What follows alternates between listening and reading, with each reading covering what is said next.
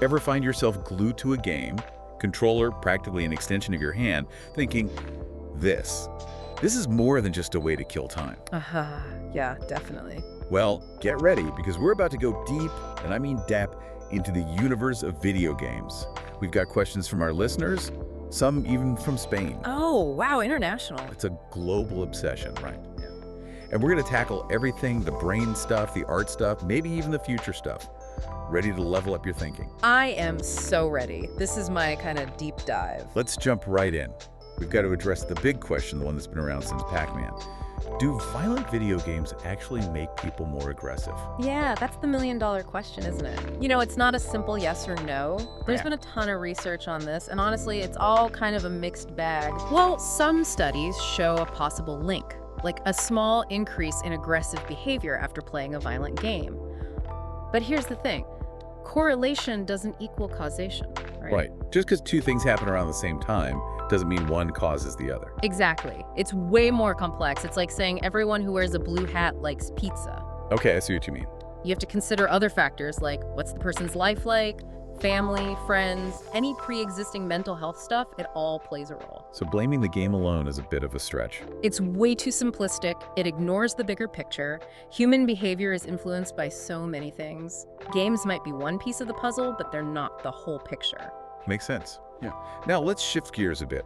Another question that came up, can video games be considered art? What do you think? I mean, some of these games are visually stunning, stories more gripping than a Netflix series. Oh, absolutely. And this is where things get really interesting. It's totally subjective, of course, but I think certain games check all the boxes. Take What Remains of Edith Finch, for example. Incredible narrative, emotionally impactful, makes you think about life, death, family. Wow.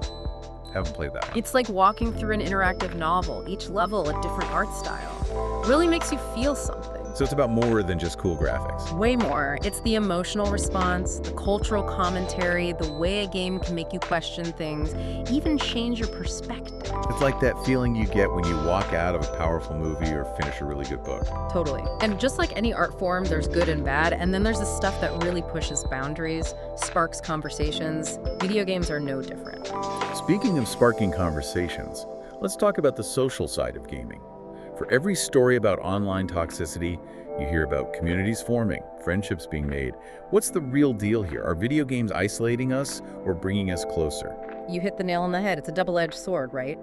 Online gaming can be incredibly social. You're collaborating, strategizing, maybe even forming bonds you wouldn't have otherwise.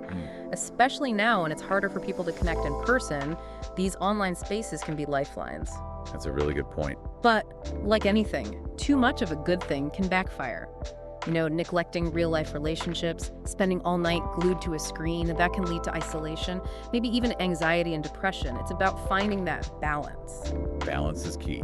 And on that note of balance, one question that came up a lot was about responsibility, especially when it comes to younger gamers. Parents are worried about screen time, the content of these games, and rightly so. Absolutely. I mean, there's a whole discussion to be had about the ethics of game design, right? Like, how much is too much when it comes to things like in-app purchases, especially those targeting kids? And don't even get me started on loot boxes. It's tricky. We have age ratings, parental controls, but technology evolves so quickly. Exactly. It's a constant game of catch-up. We need more transparency from developers and maybe even some self-regulation within the industry. They need to acknowledge their role in all of this. It's a shared responsibility, really. Right. Parents, educators, developers, we all have a part to play. Now get ready for this one because it blew my mind. Can video games actually be used as therapy? Right. Sounds crazy, but it's happening. We're starting to see games used to treat everything from ADHD to PTSD, even social anxiety. Seriously? Yeah. There are games that use virtual reality to help people overcome phobias, others designed to teach mindfulness and coping mechanisms.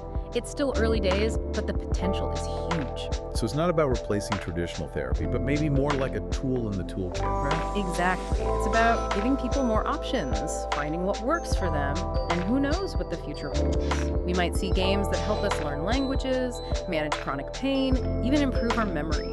Mind blown. I knew video games were evolving, but this is next level. We've covered a lot of ground today, from the psychology of gaming to the ethics of game design. It's clear we've only just scratched the surface. Barely scratched it. The world of video games is vast and constantly changing. What we play, how we play, why we play, it's all evolving. Which makes me wonder, what will the future of gaming hold? Will it be something we do for fun, for therapy, for education, or maybe all of the above? What do you think? Let us know your thoughts.